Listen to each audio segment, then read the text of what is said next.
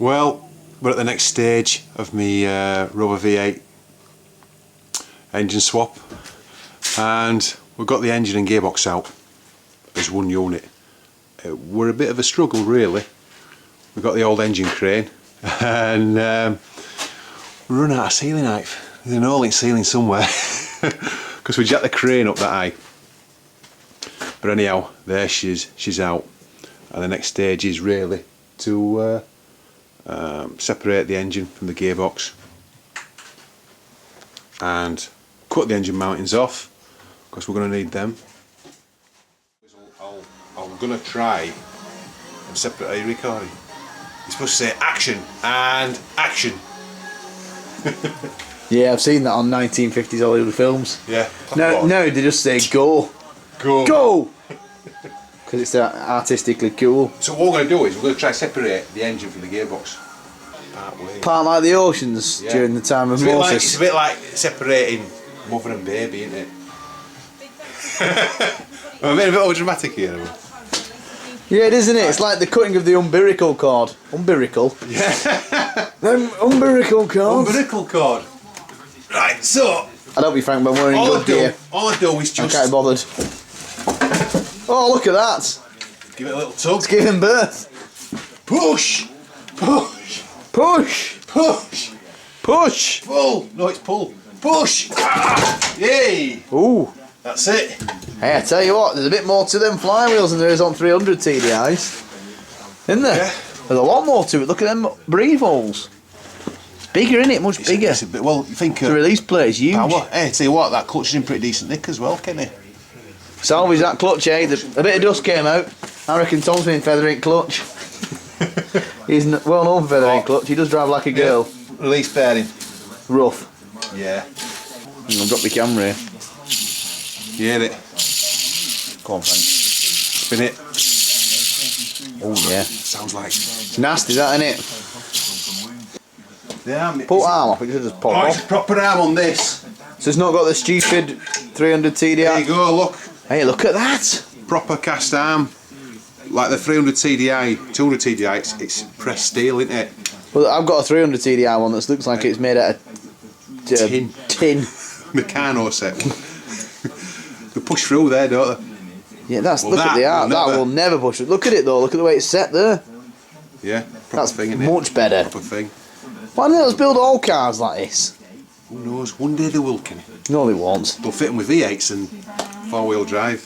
I tell you what, British Leyland are stupid. They should have put this on every single car they made for the sake of the extra £3 it would have cost them. Yeah, but £3 on, you know, 1 million units adds up, doesn't it? It's definitely not BMW standard. No. But Land Rover, Kenny, we love them, don't we? Why do we love them, Frank? It's a love-hate relationship. I don't know what it is. But we love them, don't we? Yeah. Oh. It's like a bondage sort of love, isn't it? You know, like some people love getting their backs whipped. It's like a sadomasochist. Yeah. So some people love getting clamped up in peculiar positions with pegs on the nipples. The nipples clamped. we're going too far here. We like crappy Land Rovers. So what you're trying to say, getting your nipples clamped is akin to owning a Land Rover? Yeah, it's a similar sort of like. There's no logical purpose between liking it or not liking it. It's just like saying some people like getting hung from the ceiling with hooks in the skin. Do you know what I mean? It's the same sort of sick, sort of twisted lines. Like old Land Rovers. We like old crappy Land Rovers. I can definitely see the similarities. What's the next one? Roll the next victim. I don't know. I'll leave that up to you guys. You need to start investing heavily. You buy them and I'll break them. You need to start investing heavily in Land Rovers, Frankie. Fucking hell. I've invested half my life in Land Rovers. 3/4 of my life in Land Rovers. I've lost count of how much money. Yeah. I make them pay. This has made me about 400 quid, this little beaut. You know what, I make them pay when I take them off the road. I make them pay alright. Every British Leyland strike they ever had's worthwhile when you take a Land Rover on road.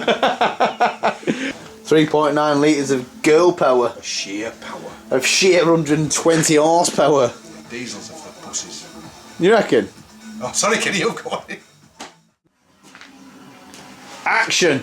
That's what I like, a bit of proper direction. Yeah, Right, we should be a director, you know. Hey, That's a true story. clutch covers. Remember yours, Kenny? Yeah, plus mine was made out of Meti Pally alloy. This is like. It's got a good weight to it. We'll check it out. Look at the size. That's bigger than mine. It is big. It's V8, isn't it? See what? That ain't had much use, that, you know. Can you put a new clutch in it? Oh, it didn't have that many miles in it. 74,000. Listen to that. Springy. Like a baby's rattle. Broken springs. No, they've just collapsed, haven't they? See 'em? That's what you get. That's what you get at idle. You know, idle. Sometimes you hear a rattle at idle. I had that rattle, remember, Frank? But it wasn't anything to do with spring, was it? No. It was to do with sockets. Sockets. My sockets had gone. But there's a bit of life left. There's a bit of life left in linings. It's just, you know why they've collapsed? Because of the sheer power and torque of the V8. Yeah, it has got.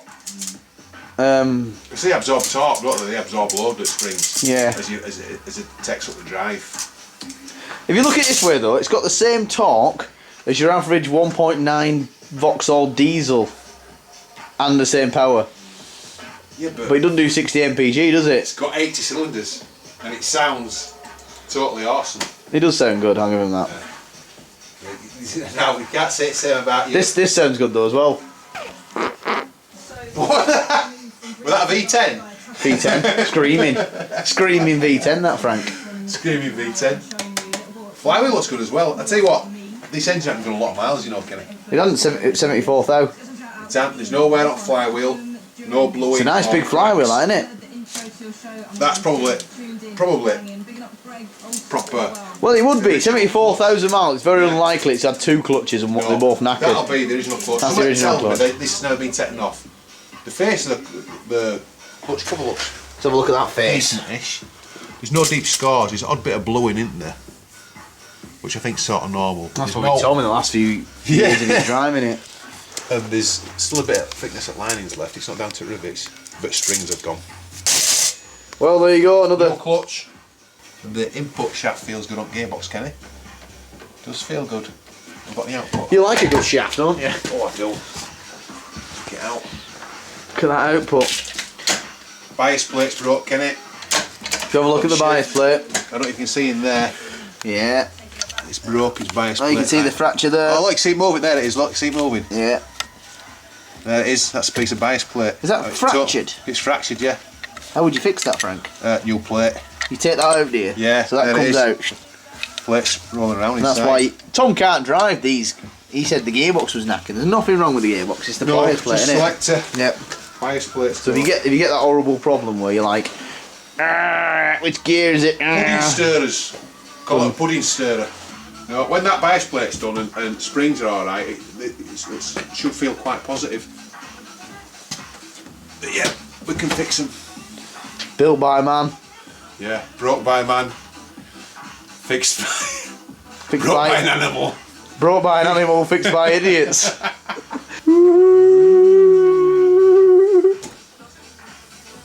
Right, I think it's on time for me, Kenny. I think it's on time for me. Goodbye.